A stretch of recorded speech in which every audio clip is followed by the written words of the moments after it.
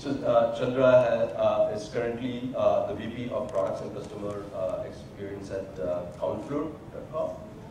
Prior to that, where he's leading the design and the user experience. Prior to that, he worked at InMobi. He also has consulted with several startups, and he provides business and product advices to startups. He's also very popular on speaking circuit. Chandra, please stage. Its sound level design at InMobi was largely what I would loosely call the equivalent of an enterprise product. InMobi, for those who know and those who don't know, is an ads marketplace. It provides liquidity to the publishers, provides monetization opportunities to the publishers, and brings advertisers together so they can reach their target audience. Your primary use cases or users are the publishers and the advertisers. So in that sense, a lot of our design challenges were largely around data, how do we visualize data, reporting, analytics, dashboarding. How do we have awesome sign-up experiences? Because if you have flawed sign-up experiences, that just shoots through the roof your user acquisition cost or your business development cost of acquiring those app developers and acquiring the advertisers and so on and so forth. So I think in terms of challenges, it was similar to consumer products, just that the scale at which you're trying to solve this was a completely different beast. As against CommonFloor, where it's equivalent to a B2C product, you have builders, agents, owners who want to either let out their house or sell their house, or sell the inventory that they have. And you have people like us who want to buy stuff online. And I don't think as a market or as a market we are ready to just buy online yet. There have been a few successful experiments, a few not so successful experiments, but just getting that user through that journey from a vague notion that yes, I want to buy a house, to culminating in an actual transaction is a completely different beast in terms of information, how you visualize that information, more so in real estate, because I think Flipkart and credit to the e-commerce players, they've reduced that buying process almost to a canned off-the-shelf thing. You know exactly what to search for, how to search for. You get a category or a category page or a SKU page. You say add to cart.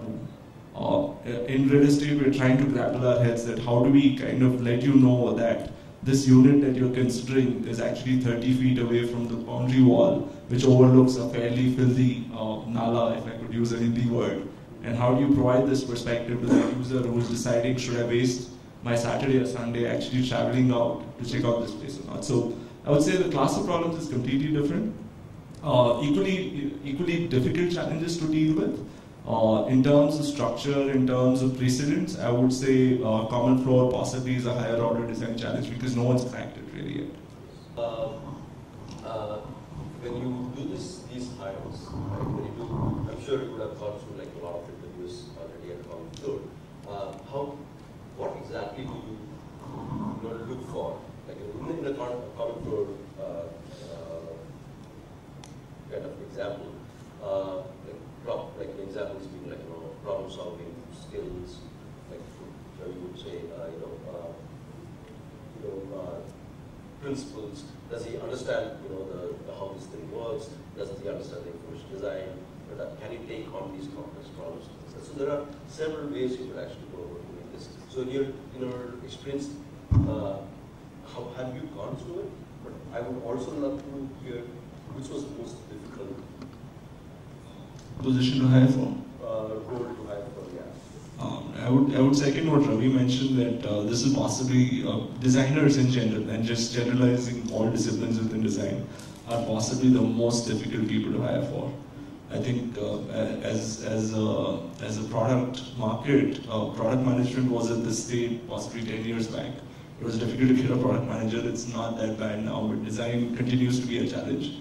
So with that thing, it'll kind of segue into what at least I look for, and I think we as a team are trying to instill this discipline is for design sub-functions outside of interaction design. We usually go by whether they've done it earlier, in what capacity they've done it, and there are no precedents. For example, the class of design problems that we're trying to solve at CommonFloor, there are no precedents. For example, we've recently hired a few user researchers. Now, user research as a sub-discipline is fairly new in India, and it's difficult to say that, oh, someone's done user research in the real estate domain, leave alone real estate domain, someone's done user research as a design practice in India. So there, I think we largely go by smarts, what we're seeing, what we're hearing. I guess interaction design is, if I could pick one discipline within user experience. Interaction design, we largely go by smarts. We go by those sparks. For example, there was one designer whom I spoke to like 2 weeks back. He's not really solved the class of problems that we want to solve, but the way he went about explaining how he tackled that problem, the fact that data was sitting right up there, the fact that this designer, interaction designer, was crunching numbers more than actually spending time in Sketch or prototyping, just gave us a comfort. The fact that he, post that design, was prototyping a lot more, gave us that sense of maturity that if we caught this person and then threw him in an ambiguous state, he would know how to swim. Because at some level, I would second what Ravi is saying, that we're not, as managers, completely equipped to evaluate what could.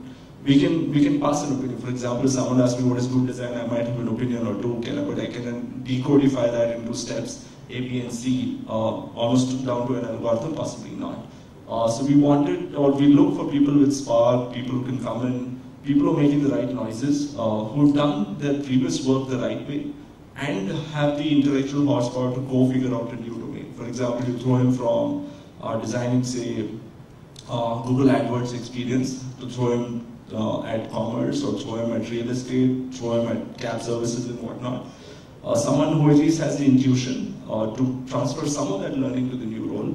Someone who has the smarts to pick up the new domain. Because with either one of these missing, they will always grapple with either the domain or the context or the ability to transfer some of the previous learning. So, long story short, similar to product management, you look for spark, you look for data, you look for everything non-visual.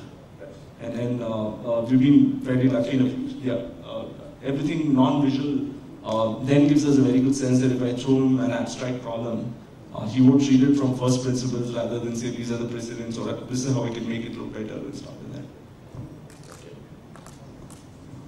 So there are these multiple roles that the designer generally plays, like starting from empathy, understanding patterns, divergence, which is I'm asking you because you said there are no precedents to the kind of work that they are expected to do. But it's also one of those things that designers generally need to have is that I know how it is done before, what work, what didn't work, and kind of things like that. And there are things, and then there are these prototyping and then there's the validation. Right? So there are generally the kind of stages of a design process. How much of prototyping today, given a lot of the new companies out there are mobile first, right? So how much of prototyping, when you say interactive prototyping, is